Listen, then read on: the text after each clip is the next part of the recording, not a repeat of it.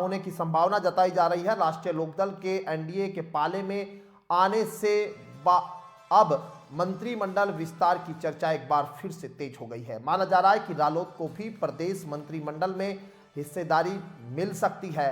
साथ ही सुभाषपा प्रमुख ओम प्रकाश राजभर और विधान परिषद सदस्य दारा सिंह चौहान का इंतजार भी खत्म हो सकता है। मंत्रिमंडल विस्तार की चर्चाओं के बीच कई और दावेदार भी टीम योगी का हिस्सा बनने के प्रयासों में जुट गए हैं।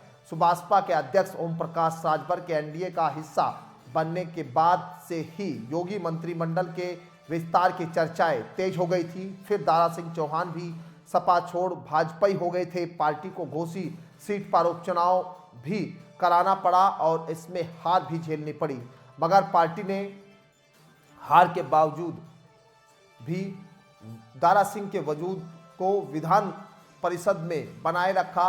मगर अभी तक इन दोनों नेताओं का मंत्रिमंडल में शामिल होने का इंतजार खत्म नहीं हो पाया है। जानकारों का कहना है कि रालोद से अंदर खाने चल रही अब ये बातचीत जो है वो अंतिम रूप में आ चुकी है। अब रालोद को लेकर स्थिति स्पष्ट हो चुकी है।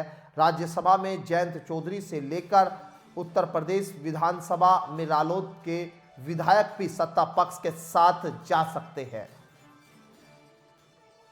ऐसे में अब मंत्रिमंडल विस्तार की चर्चाएं फिर तेज हो गई है।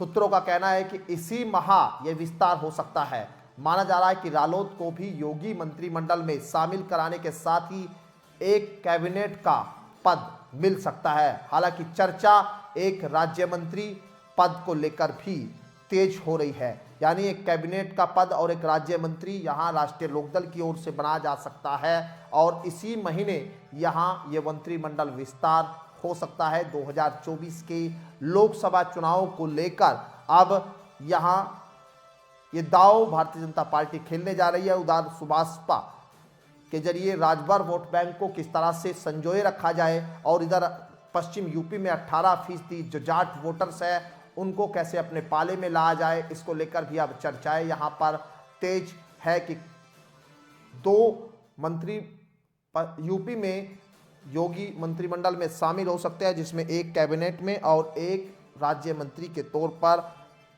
शपथ ले सकते हैं।